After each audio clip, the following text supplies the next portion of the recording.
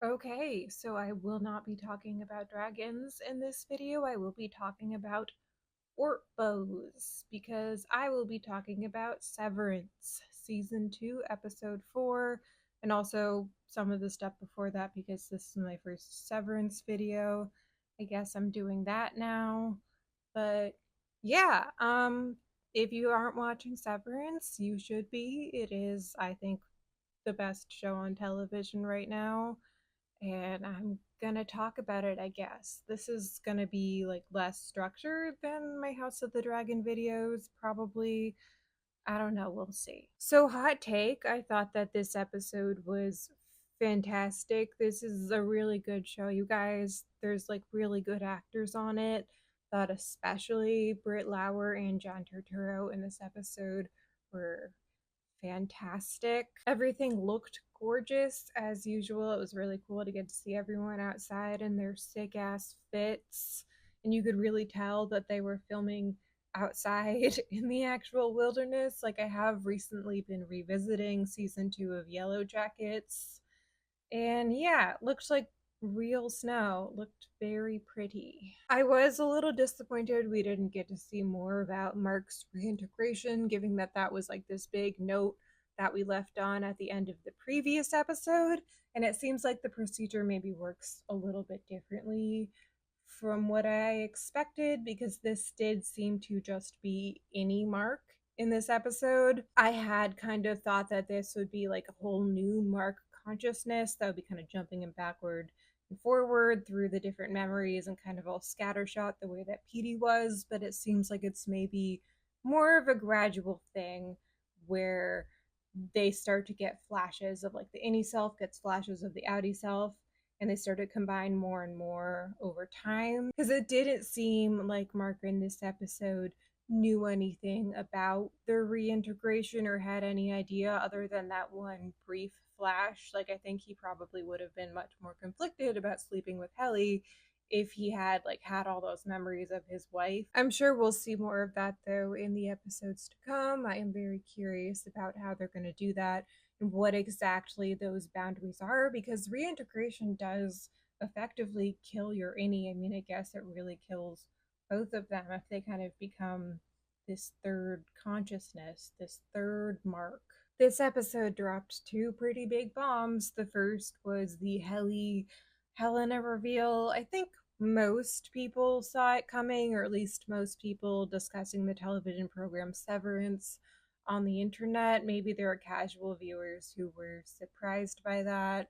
I had pretty much expected that was what it was going to be, especially because, like, why would Lumen send Helly R, who had just said that she was going to bring down their company and had tried to physically harm herself on multiple occasions? Like, why would they send her back if they had another option there? I initially thought that it might actually just be Helly R, but that they had threatened her or something. But then she was just acting very bizarrely, like just something felt off. Like, Britt Lauer's performance has been fantastic. Like, that's one of my favorite kinds of acting, like the whole Orphan Black one double pretends to be another double. It's so fun to watch and like such a cool feat of acting. And I remember seeing an interview with Tatiana Maslany where she was talking about her process when she was playing one clone impersonating another clone. And she would talk about how she would think, like, how would this person judge the person that she is impersonating? And I definitely feel like you can kind of see some of that in Britt Lauer's performance there, like the way that Helena feels about Helly, who is this part of herself that she doesn't even see as fully human, but she is also like weirdly jealous of, it seems like. Oh my god, and one of the clones on Orphan Black was Helena. It's all connected. I think that Helena, God, I keep wanting to say Helena because I still have dragon brain, but this is Helena.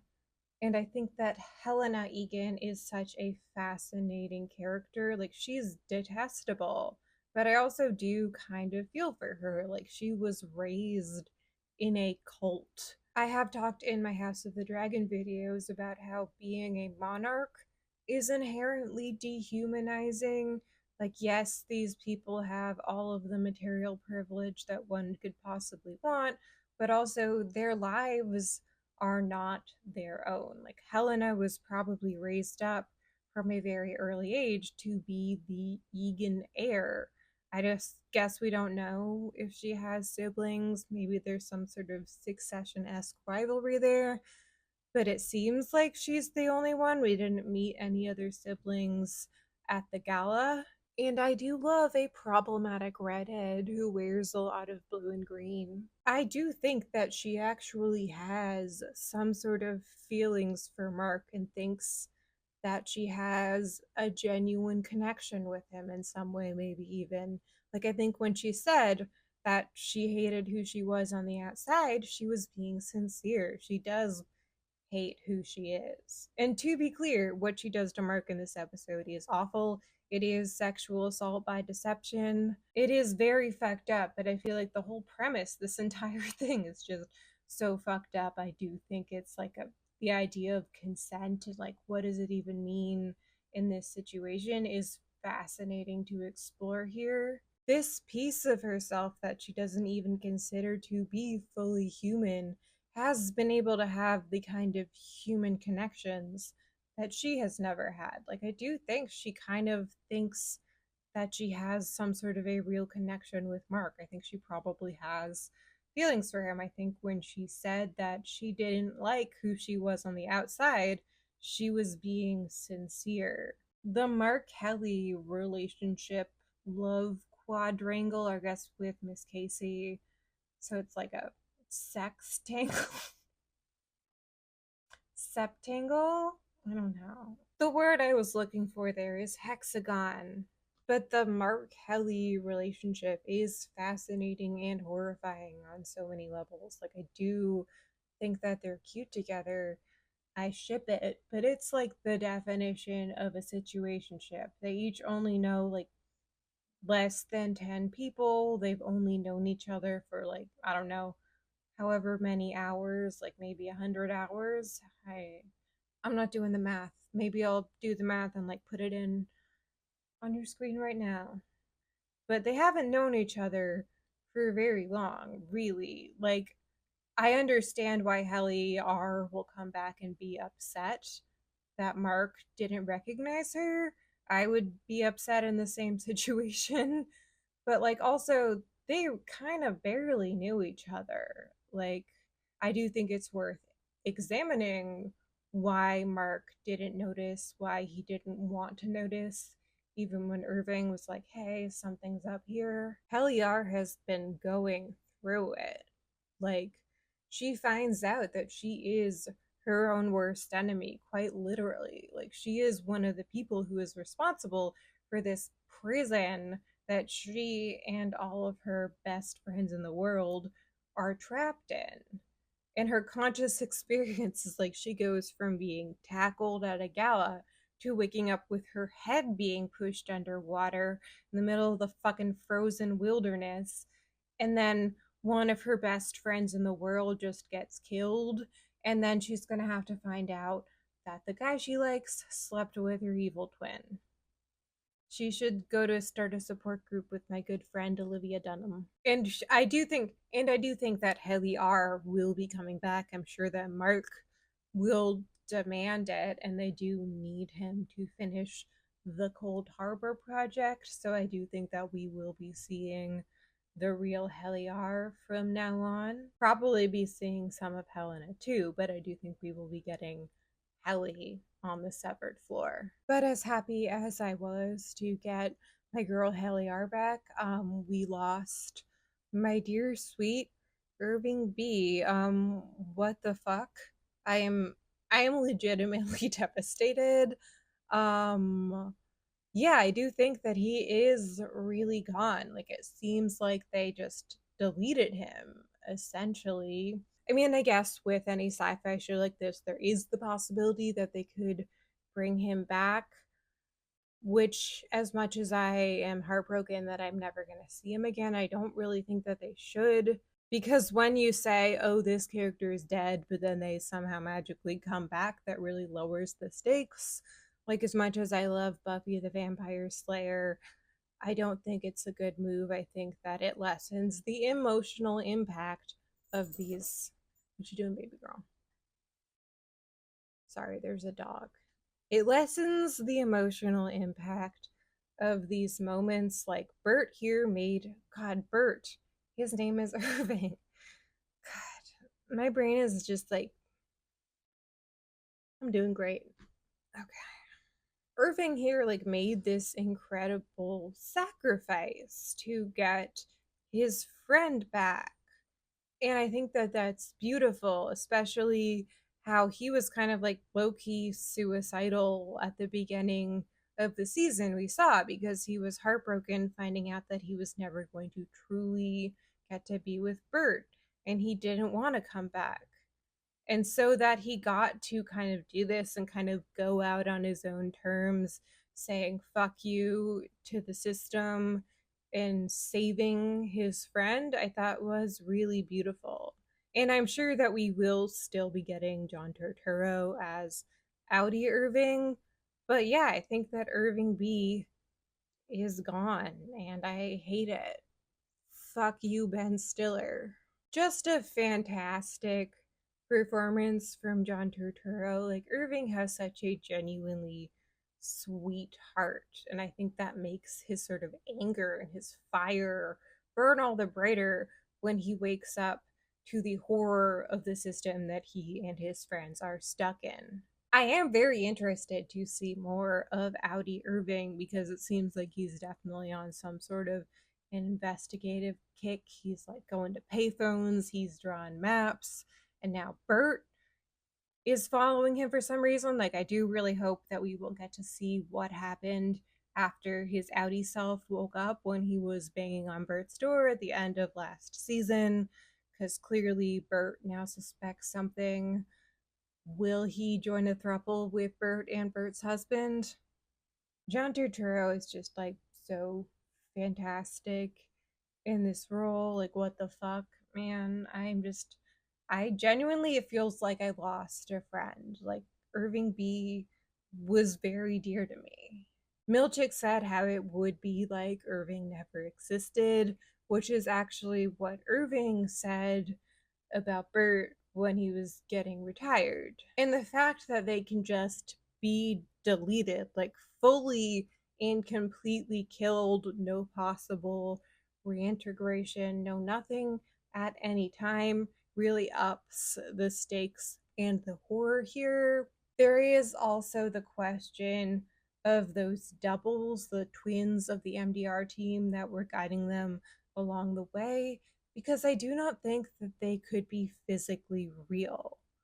We don't really get a great look at them, but what we do see, they look kind of like grainy and weird and distorted. And you also see that their clothing is like fluttering in a breeze that isn't affecting the other things in the scene. Then there's also the question of just like the spatial temporal. How did they get to where they are going? How did they just pop up out of nowhere? Like, do we think that the Dylan ganger, if that was actually just a person who looks like Dylan dressed up as Dylan, did he just book it to the waterfall like in office shoes to somehow like get there before the rest of the team to be standing up there dramatically? I thought that it might have been like a projection of the Severance chip into their brains. Somehow maybe the chip can make them see things, or they could be holograms maybe, but I don't see how they could physically be there. Also, like, if you saw like a double of yourself, why wouldn't you want to like get close to it? Wouldn't you want to, like give it a little bonk on the head, little see what the fuck is going on here, who are you? Like, why weren't they bonking them on the head if they were actually real? You also see this with that TV that they watched Milchick's video on. In one shot, you see just an empty cliff ledge, and then in the next shot, the TV is just there. Or it could be something that is just done to be surreal and creepy. We might not get an explanation for that. And I actually don't think that mystery box shows like this need to explain every single thing. They do have to explain some things. It can't all be question marks. But there is a balance there, and that balance can be difficult. This can be a tough plane to land for shows like this. I mean, like, look at Lost. And I liked Lost overall, but it did tend to get a little bit lost in its own mythology. Actually, that seal carcass in this episode reminded me of Lost. It reminded me of the polar bears. Like, what is a seal doing in the middle of the Pennsylvania wilderness? And actually, seals are polar bears' favorite food. So maybe there are polar bears here too. The seal is something that I don't think we're going to get an explanation for. That was just very weird. But overall, I don't think that Severance has crossed the line into there being too much mystery. There is some stuff like with the goats last week, but I really enjoyed that. I hope we find out more about the goats. And I know that the goats was actually something they initially came up with just because it was weird and creepy and mysterious to have these baby goats in the middle of the office, and they still haven't really provided a real explanation for them. Like, why are these goats being raised on a severed floor with severed employees? Who knows if we will actually get that? Although it is worth noting that one of Kier's four tempers, Malice, is represented by a ram, so maybe the goats have something to do with that. Maybe they're running experiments on them. I don't know. And I do think that we will be getting a concrete explanation to the central mystery of what the MDR team is actually doing, what Lumen's overall sinister objectives are. I have my own theories on that matter.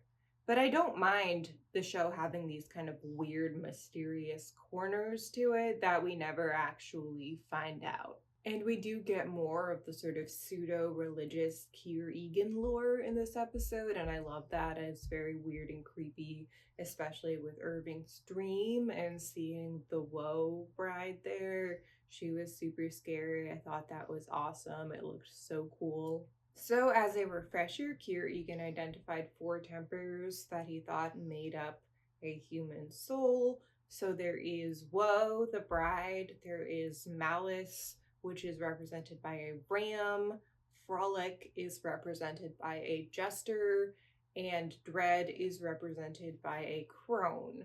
And we have seen these in paintings and also the four dancers at Dylan's waffle party with the freaky masks. Those were Kier's four tempers.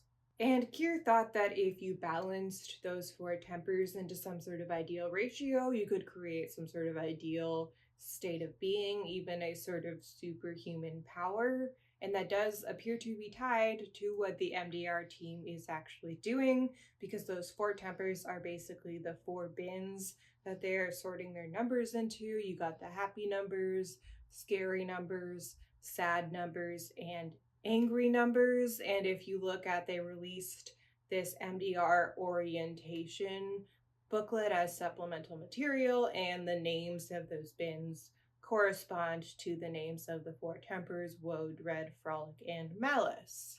So those files could be basically digitized minds that the MDR team is refining and creating this sort of ideal balance of the tempers in to create an ideal human worker. We see that Gemma's face flashes over the Cold Harbor project, that big thing that Lumen needs Mark to finish. Presumably, she is the subject, she is the person that Mark is currently refining. To what end is unclear. It is unclear if Gemma will ever truly be the Gemma that Mark knew again. Like, did she actually have an accident? Did she sustain some sort of brain damage? Because the person that we see as Miss Casey is kind of detached and robotic. And it seems like Gemma was a truly kind soul the way that Miss Casey was, but clearly something of her is missing or shut off. And there are theories that the four tempers represent the four employees on the MDR team. Helly is probably Malice, Mark would be Woe, Irving Dread, and Dylan Frolic. It is worth noting in this episode that we see Woe actually at Helly's desk in her place, although the point might be that that is some sort of an imposter The dream seems to be when Irving puts together Helly's true identity as an Egan. We see that the numbers on his screen become the letters of Egan and kind of form a picture of a face. And it is interesting to think of what the innie's experience of dreaming in the subconscious is, because this is really the first time that they've officially been able to sleep. Like, we know that Irving was getting in trouble for dozing off last season, and we did see that Irving's Audi was repeatedly painting that same image of like the testing floor, the exports hall, whatever it is. And I think there's a chance that he might have been trying to sort of imprint that on his subconscious by painting it over and over again. And we also saw him drinking coffee at night, potentially making himself sleep deprived so he might fall asleep at work and kind of get the message through, because that was what he said. And we saw him on the payphone earlier in the season. He said, "My innie got the message." So maybe we will find out more of what that means. I am very interested to see more of Audi Irving and what the fuck he's been up to. And it is interesting that it was Irving who figured out Hallie's real identity. He sort of came back kind of emotionally detached and very depressed from what he saw on the outside. And maybe to some degree, that detachment allowed him to be more objective about evaluating Hallie's behavior, whereas someone like Mark was way too caught up in his own feelings and kind of maybe noticed things but brushed them aside and made excuses for it. Honestly, the thing with Helly talking about meeting the night gardener when she was on the outside is something that has bothered me about this season, writing wise, just because it feels unrealistic. Like, Helena seems like a smart and careful person, and she had time to like plan out a whole backstory for what she saw. Like, it feels like something that was just put in there to be suspicious, to arouse Irving's suspicions, but it doesn't necessarily feel realistic to the character or the situation that she would be that careless. And it could be that she is just arrogant and she thinks that the innies are dumb and they wouldn't notice, but I didn't think that quite worked for me. This episode underscored the ways that Lumen is manipulating the innies and preying on their naivete, like Milchick saying that like this is the world's tallest waterfall. I thought was very funny because like there is no reason to do that. He's just being a dick. And I was really sad that they never got to have marshmallows, especially since it was Helena who fucked that up for them. And like she's had marshmallows before. And I did think that the story of Dieter was interesting. I was wondering if that is something that is part of the larger publicly known Egan lore, or if it is something that was just taught to these innies, or even we don't even know how much of that Kier Egan lore is legit and how much of it was made up by further Egans down the line in attempt to manipulate and further this sort of gospel of Kier. And it was interesting to see Helena laughing and mocking the story of Dieter, because she has probably been taught that all this Egan stuff since she was a kid that maybe she thought was really stupid, but she wasn't able to say anything. So being in this position actually allowed her to express her true feelings about the bullshit she's been taught her whole life. Okay, so Kier murdered his brother, right? Like that has to be what happened there. Or maybe he ate some mushrooms in the woods and he was just tripping, and that's why he saw him turning into moss or something. It's about nature versus control. Like Kier's whole thing was about taming the four tempers to become this sort of ideal self, whereas in this episode they talked about Dieter becoming one with nature and kind of just succumbing to this wildness and wantonness at his core. Also, Woe called Dieter Chaos's Whore, which I think goes really hard. I think that's a cool band name there. And the story of Dieter is about a punishment for sexuality in a sort of wanton wild nature. And it was interesting that that happened in an episode that was basically like Mark S's first sexual experience. They talked in the behind the scenes thing after the episode has sort of season one innies are children, and then season two is more about kind of adolescence for the innies.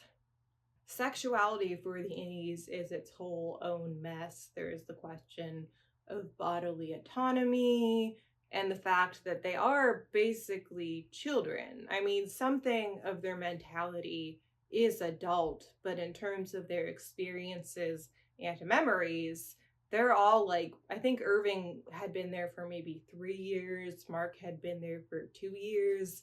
Like, they are just babies. There was also a line from that about Kier telling Dieter that he would protect him in the ether mill. And I wasn't sure what that meant. I thought that was kind of weird, potential lore drop there. Like, what the fuck is an ether mill? That's a boot. I'm not Canadian. That's about what I have to say for now. There's so much more to talk about with this episode. I would love to do something more in depth and scripted about Severance in the future because it's just such a cool show. And if you're not watching it, why are you watching this? But you should be watching it. Maybe I'll cover future episodes. I don't really know. I don't like to be tied down. Don't tell me what to do.